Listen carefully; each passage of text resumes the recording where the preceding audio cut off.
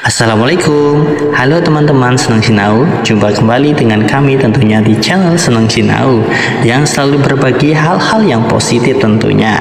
Nah, bagi teman-teman yang belum klik tombol subscribe-nya nih, silahkan klik tombol subscribe-nya terlebih dahulu dan aktifkan tanda lonceng.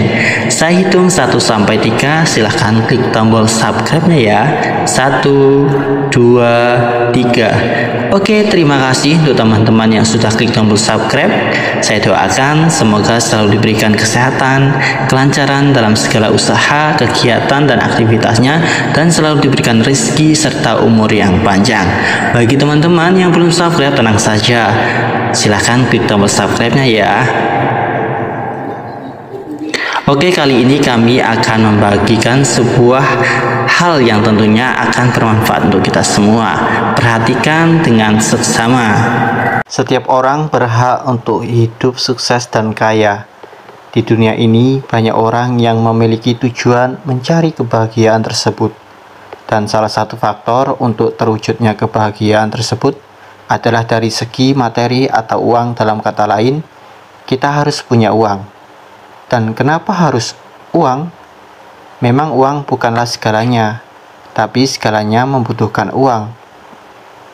Bekerja di bidang apapun, sekolah sampai perguruan hingga menjadi sarjana, insinyur, dokter sekalipun, tetap ujung-ujungnya yang dicari adalah uang. Kita hidup dituntut untuk mencari uang. Demi terwujudnya impian tersebut, kita harus mempunyai jalannya kaya. Sumbernya uang didampingi dengan kerja keras yang tinggi, memiliki pertahanan diri dalam menghadapi segala risiko apapun, dan mempunyai keyakinan, kepercayaan bahwa kita dapat melakukannya. Saya akan menceritakan sedikit tentang kisah hidup dan kesuksesan salah satu orang yang ada di kampung saya. Beliau adalah Asrin, Brutu yang berasal dari perkampungan yang jumlah penduduknya masih sedikit. Dan kampung tersebut diberi nama Sampen Bunga, Desa Berjaga, Kecamatan Sitelu Tali Urang Jahe, Kabupaten Pak Barat. Tinggal di sebuah desa dengan segala keterbatasan memang cukup mempengaruhi pribadi Asrin Brutu sedari kecil. Seperti yang diceritakannya dalam novel Laskar Pelangi, Asrin Brutu sewaktu kecil bersekolah di sebuah sekolah yang kondisi bangunannya sangat mengenaskan dan hampir rubuh. Sekolah yang pertama madrasah ibtidaiyah swasta. Beliau dulunya memang sudah bercita-cita sebagai sarjana. Ia mengaku lebih banyak mendapatkan motivasi dari keadaan di sekelilingnya yang banyak memperlihatkan keprihatinan. Beliau kelahiran 12 Maret 91. Sebelum beliau menjadi seorang pegawai negeri, beliau adalah seorang guru mengaji sambil kuliah di Setais, Sidikalang, Kabupaten Dairi. Beliau tidak memiliki pekerjaan dan tidak memiliki penghasilan. Kondisi beliau dan kondisi sangat sederhana. Dalam keseharian, untuk memenuhi kebutuhan kuliahnya dan kebutuhan hidupnya, Asrin Brutu, pria kelahiran Sampen Bunga, 12 Maret 91, memulai usaha kecil-kecilan. Dia bekerja sama dengan pemilik mesin fotokopi. Setiap hari beliau mengerjakan bisnis ini terus-menerus dan lumayan ramai dikunjungi oleh para mahasiswa dan mahasiswa yang ada di Setais dan orang-orang yang di sekitarnya. Memang terbilang terjal jalan yang harus ditempuh Asrin Brutu sebelum menjadi orang sukses seperti sekarang ini. Kepiawaiannya membangun jaringan bisnisnya telah memuluskan perjalanan kegiatan bisnisnya. Salah satu kunci sukses dia adalah tidak tanggung-tanggung dalam melangkah. Asrin muda melihat peluang yang bisa dimanfaatkannya untuk menghasilkan uang. Tidak hanya sampai di situ, ia pun terus berusaha mengasah kemampuannya dalam berbisnis. Usaha lain seperti usaha stiker, pembuatan kaos, buku kuliah, stensilan, hingga penjualan buku bekas dicobanya. Usai menyelesaikan kuliah, Asrin Brutu tetap melanjutkan bisnisnya yang sampai tahun 2010. Namun semakin hari usaha bisnis beliau mulai sepi dan perekonomiannya mulai menipis. Asrin Bruto berhenti berbisnis dengan pemilik fotokopi tersebut. Asrin Bruto mulai berpikir untuk memulai pekerjaan baru. Ia memutuskan untuk berpindah dari Siti Kalang, Dairi pindah ke kampung halamannya, Sembali bersama keluarganya. Ia sempat menganggur selama beberapa bulan di kampung sambil membantu keluarganya ke ladang demi mencukupi kebutuhan sehari-hari mereka. Rintangan yang beliau hadapi setiap hari adalah banyak orang yang mentertawakan bisnis ini.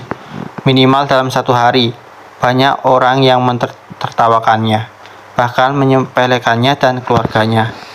Dalam beberapa bulan, beliau masih tetap bersama keluarganya dan belum mendapatkan pekerjaan. Beliau sampai sempat putus asa dan menyerah.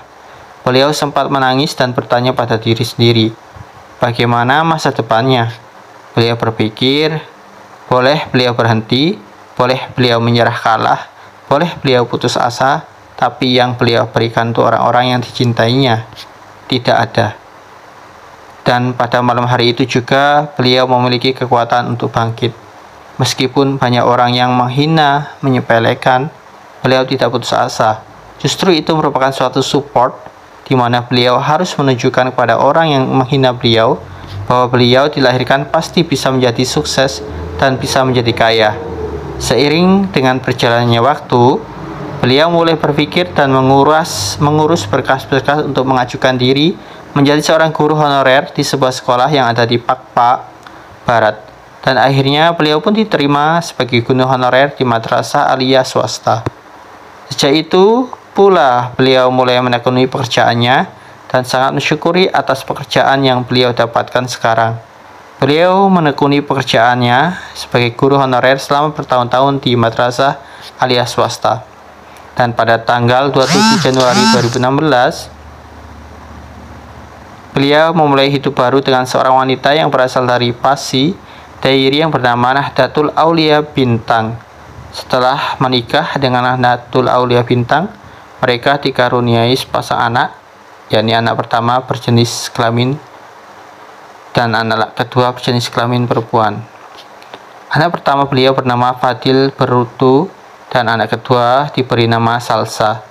Selang beberapa tahun istri beliau sudah bekerja di sebuah kantor, yaitu kantor KUA, dan sebagai guru mengaji. Sejak itu pula kehidupan mereka sudah mulai lumayan dan sudah berkecukupan. Setelah beberapa tahun hidup dengan keluarga barunya dan menekuni pekerjaannya, beliau mengikuti tes CPNS. Berkat kerja keras dan tekadnya, beliau lulus tes CPNS. Beliau sempat tidak yakin, namun keluarganya selalu memberikan support dan menyemangati beliau. Alhasil usahanya pun berhasil. Beliau sah menjadi seorang pegawai negeri, dan keluarganya beliau membuat acara syukuran atas keberhasilannya. Itulah sebuah kisah inspiratif yang kita bisa ambil hikmahnya. Kisah ini adalah kisah yang berjudul Kepiawaian Anak Petani yang ditulis oleh Kejeng Kesogihen. Semoga bermanfaat dan bisa kita ambil hikmahnya. Terima kasih.